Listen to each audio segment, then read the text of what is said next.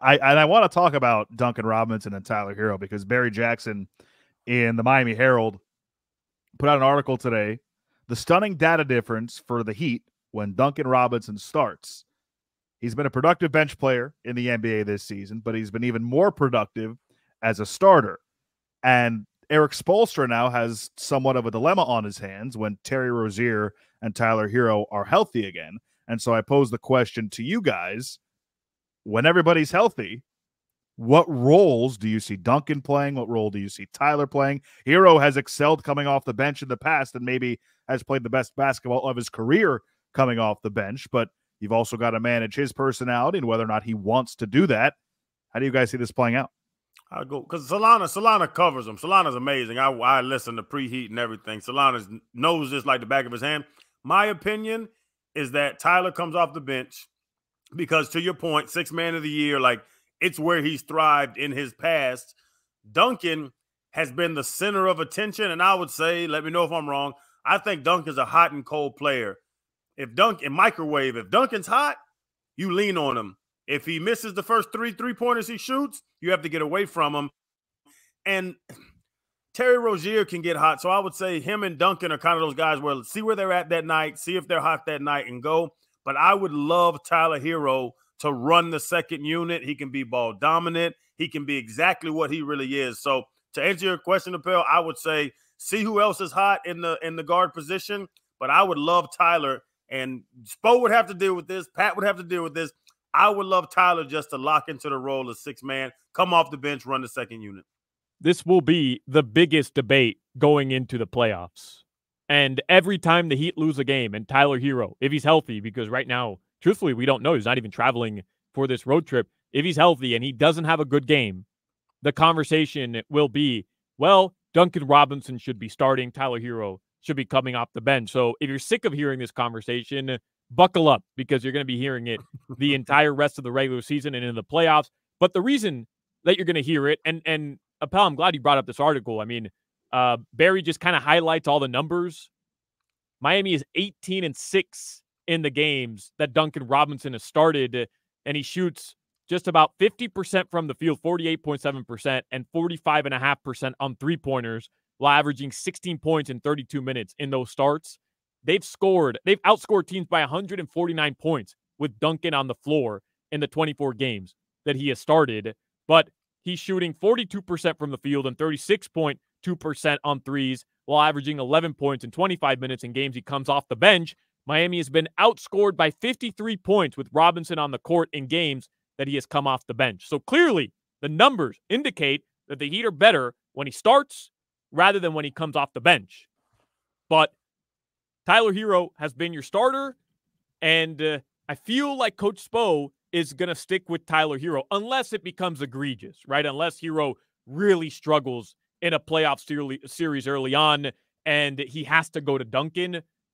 The problem is Herro and Rozier are very similar type players. Duncan can play off the ball a little bit more. He's been a playmaker this season, but he can play off the ball a little bit more. And I think Duncan as a defender has been better this season than Tyler Herro. It's interesting, man. Like, I can make the case for it either way. If it were me, I'm sticking with the guy who has shown you this season numbers, right? You could see it, that he makes the team better when he starts. It's Duncan Robinson. But I have a feeling Coach Spo is going to stick with Tyler Herro in that lineup. Well, here's the thing for me, and that I think shouldn't be part of this equation, that some people are alleging that it might, and I kind of alluded to it earlier, but just Herro's mentality.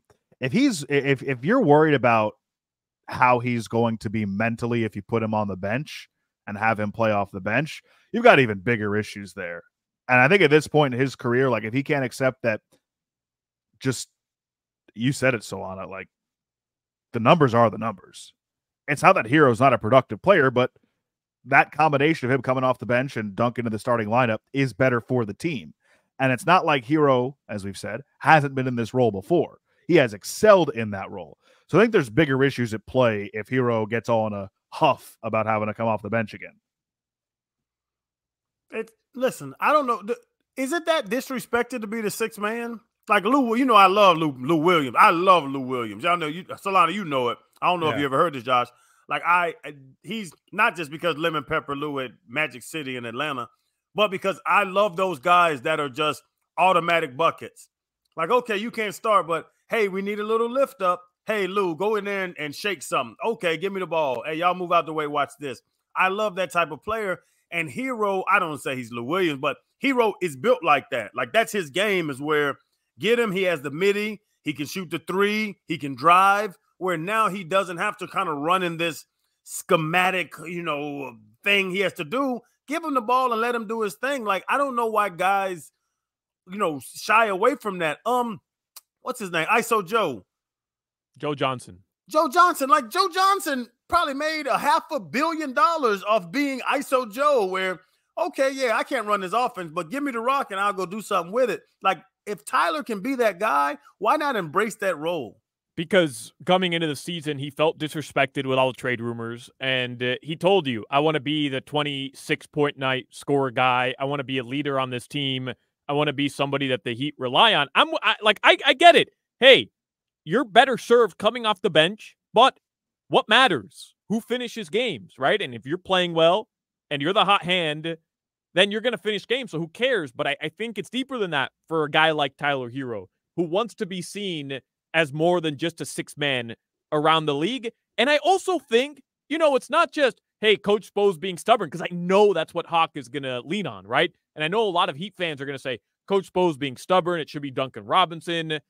This Heat team might be better with a healthy Tyler Herro in the starting lineup if they can maximize that potential. If him, Rozier, Jimmy, Bam, if they can figure out how to play well together on the floor. The problem is they've all been injured all season long, and they don't have the reps on the floor. And going into a playoff run, that's difficult to overcome. You can't just put guys on the floor and say, figure it out. They needed to be healthy this season. It was my biggest concern with Tyler missing time, then Jimmy missing time, Bam missing some games as well. Those guys needed to get on the court, especially adding Rozier, to figure it out. Go through those hard times to figure it out, and then be able to put it together at the right time. And it seems like time has run out on that, because Tyler's going to keep missing games now, at least for the next until the end of this week. And you're looking at a situation where you have 15 to 17 games to work it out. Clearly something that needs to be worked out. I just don't think it's enough time. Sorry, I was a bit distracted there. Solana and I have this a couple Champions League wagers in right now, and we have Man City -2.5, and I think they just hit the crossbar in added time here in the 92nd, 93rd minute. But Solana, I think it goes back to what we said earlier, just about trusting Spo.